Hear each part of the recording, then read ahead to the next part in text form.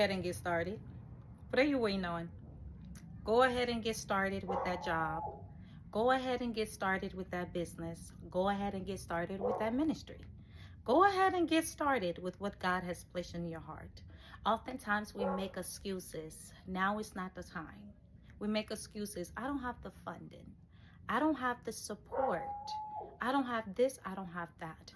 I was reminded when Jesus spoke to the disciples after he taught them and gave them his instructions. He told them, go. That's all. He said, go.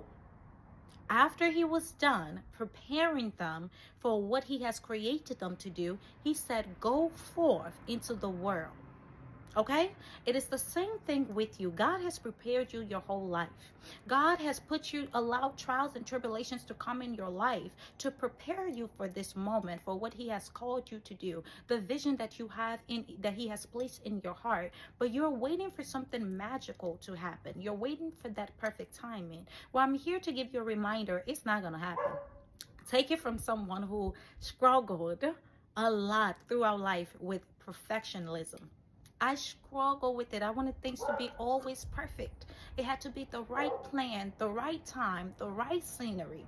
And it took years of failures, years of heartbreaks, years of delay for me to cry out to God. And the Lord just told me, go, start.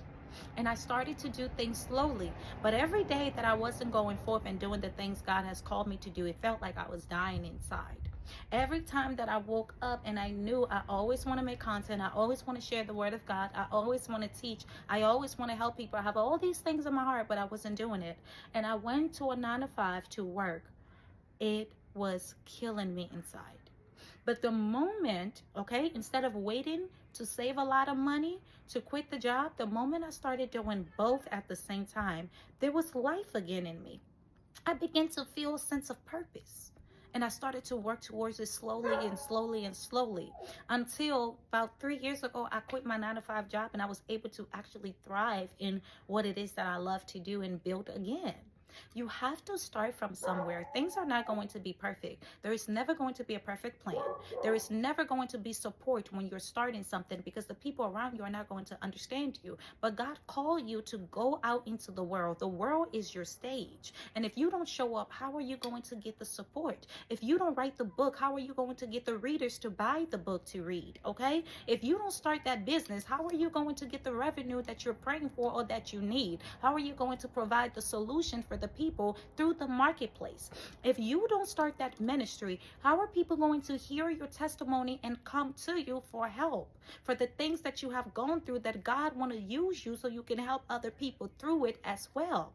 You are never going to receive the promise when you are still. Israel had to go.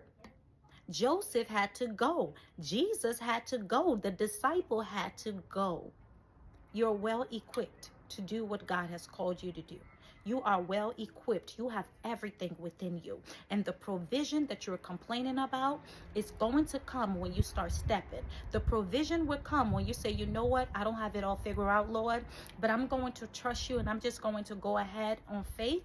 I'm just going to figure out what's going to happen, Lord. I'm going to trust you every step of the way. And as you begin to step, God is going to start releasing that provision. People are going to come out of the woodwork to support you, okay, to hold your hand, to help you. So I want to encourage you, go.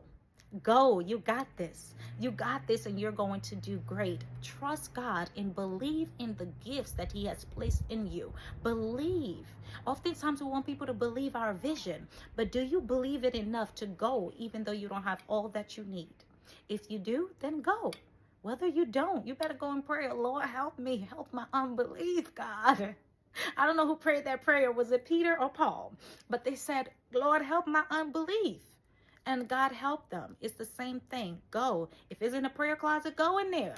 All right? That's all that I have for you guys. Go forward. You got this. Until next time, I'll talk to you later.